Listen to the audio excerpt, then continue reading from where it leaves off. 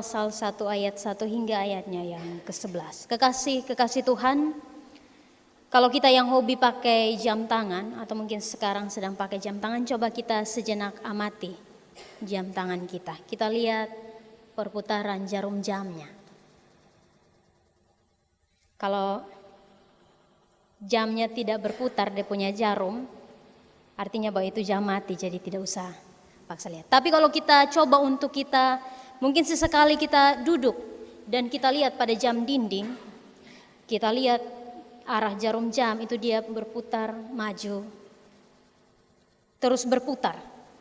Tidak pernah kita lihat jarum jam itu dia berputar ke belakang atau dia mundur. Artinya bahwa segala sesuatu dia terus berkelanjutan. Dari arah jarum jam sebenarnya tersirat banyak hal yang harusnya dipahami oleh manusia. Ketika jarum jam dia terus berputar maju, satu hal penting yang harus kita miliki di situ adalah kita perlu untuk menemukan banyak hal yang bisa untuk kita perhatikan dalam kehidupan kita.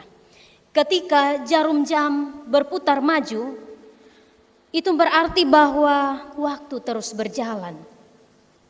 Itu juga berarti bahwa bumi terus berputar. Dan itu berarti juga bahwa angin terus bertiup. Saat kita lihat arah jarum jam, tadi jam 7 tapi sekarang sudah jam 8 dan kemudian sebentar lagi kita akan lihat mungkin sudah jam 12 siang. Kita duduk-duduk tiba-tiba sudah sore, lalu malam dan kemudian besok pagi lagi. Matahari akan berganti dari pagi, siang, kemudian malam. Dia terbenam, paginya dia ada lagi. Matahari pagi akan berganti menjadi siang dan juga kemudian malam datang. Kita sudah ada di musim panas. Musim mungkin akan berganti. Dia tidak hanya akan berhenti di sini menjadi musim panas. Musim sedang berganti. Dan masih banyak hal lain. Termasuk salah satu hal yang sulit orang pikirkan ketika lihat jarum jam berputar adalah dia tidak menyadari bahwa hari ini sudah tanggal 8 November, beberapa hari lagi kita sudah akhiri tahun 2020. Ketika kita lihat arah jarum jam berputar dan kita temukan bahwa banyak hal datang dan berlalu, berganti dan seterusnya. Pertanyaan bagi kita tentang arah jarum jam tersebut yang terus berputar maju, berapa banyak hal yang sudah menjadi sia-sia? Adakah hal-hal berarti yang dimiliki oleh manusia atau terbanyak adalah sebuah kesia-siaan? Kekasih Tuhan, kalau kita bicara tentang kitab Pengkhotbah, hampir semua isi kitab Pengkhotbah ini kita akan temukan bahwa segala sesuatu dikatakan sia-sia. Mungkin orang akan berpikir ini sebuah kitab dia cukup banyak buat orang pesimis. Kita buat baik salah, bukan salah, sia-sia. Kita buat benar juga sia-sia, kita kerja santai sia-sia, kita kerja keras sia-sia. Banyak orang akan berpikir pada akhirnya saya menjadi seorang pesimis ketika saya baca kitab Pengkhotbah. Apakah kitab Pengkhotbah ini sebuah kitab yang pesimis? Tentu tidak. Kitab ini hanya mengajak siapapun sebagai pembaca. Dengan pembandingan-pembandingan yang ada, dia mengajak supaya orang yang membaca pada akhirnya membuat keputusan-keputusan dengan melihat, mempertimbangkan, memperhatikan fenomena yang terjadi pada dunia ini, supaya kemudian apa yang dia ambil sebagai sebuah keputusan untuk sebuah tindakan menjadi tidak sia-sia. Dia gunakan itu dengan sebaik mungkin. Ayat 1 sampai ayatnya yang ketiga, kalau kita baca itu kita akan bilang segalanya memang sia-sia. Tapi bukan berarti bahwa tidak perlu untuk kita ambil segala sesuatu, kita manfaatkan dengan baik.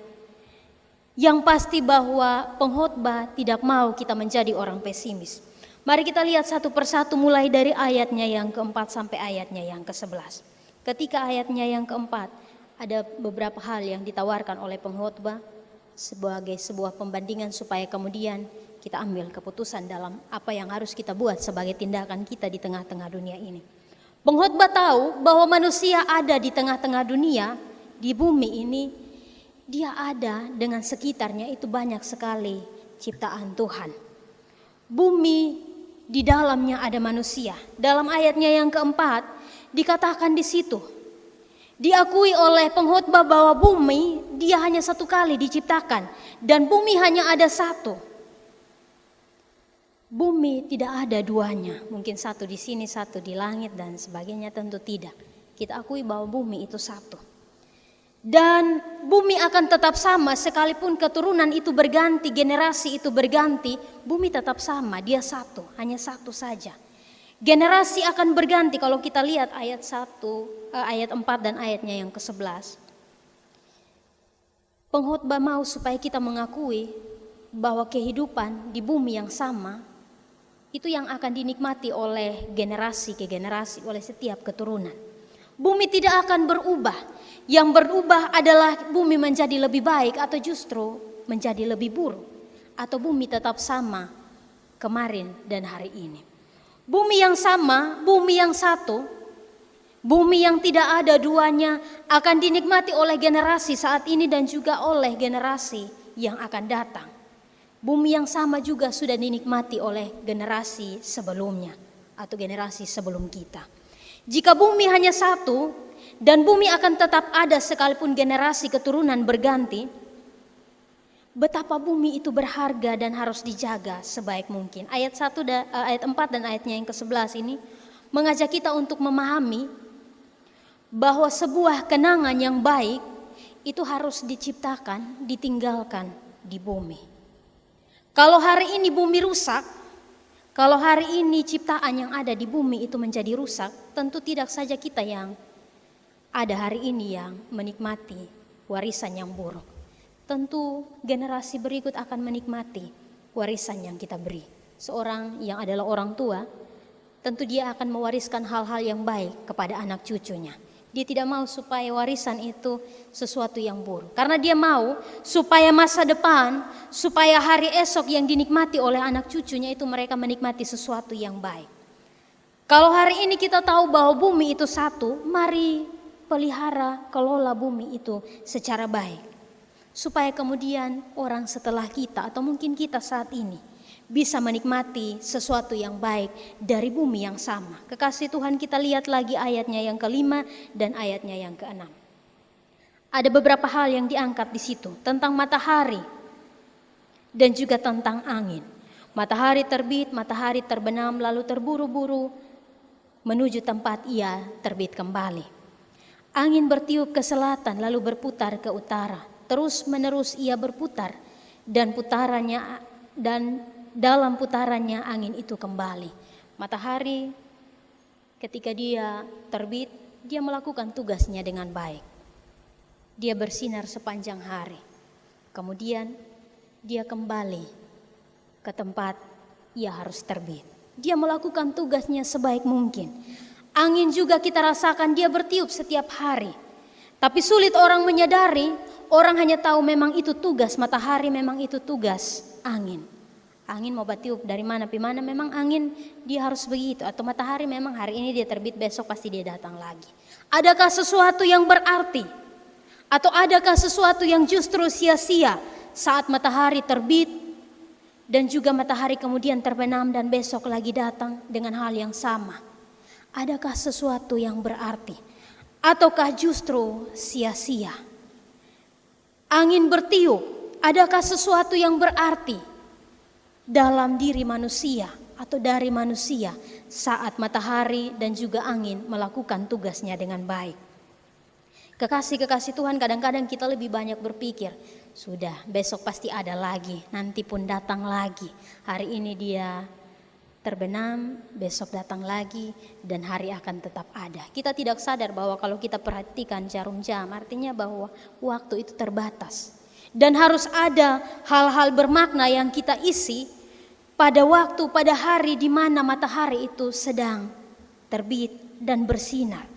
Ada hal-hal yang bermanfaat yang harus kita kerjakan ketika angin itu masih kita rasakan bertiup. Kekasih-kekasih Tuhan, ketika matahari bersinar, kita belajar dari semut tentang hal ini. Semut itu kalau musim panas itu dia bekerja semaksimal mungkin. Dia siapkan bekal supaya kemudian musim hujan dia bisa berpesta dengan apa yang sudah dia siapkan. Semut menggunakan waktu sebaik mungkin. Dia tahu bahwa panas akan berganti malam, siang akan berganti malam. Matahari hari ini terasa panas, besok kita akan merasakan hujan. Dia mempersiapkan segala sesuatu dengan menggunakan waktu yang baik. Dia tahu bahwa akan ada hari di mana segala sesuatu membatasi dia. Untuk itu waktu dia gunakan sebaik mungkin. Kekasih-kekasih Tuhan, tentang matahari ketika ia bersinar atau musim panas, itu waktu di mana manusia mempersiapkan segala sesuatu. Kalau hari ini kita rasa panas, kita duduk, kita kipas-kipas, kita akui sama-sama bahwa bumi teramat panas. Mungkin ada yang bisa punya jam tangan atau HP yang bisa lihat tingkatan panas saat ini.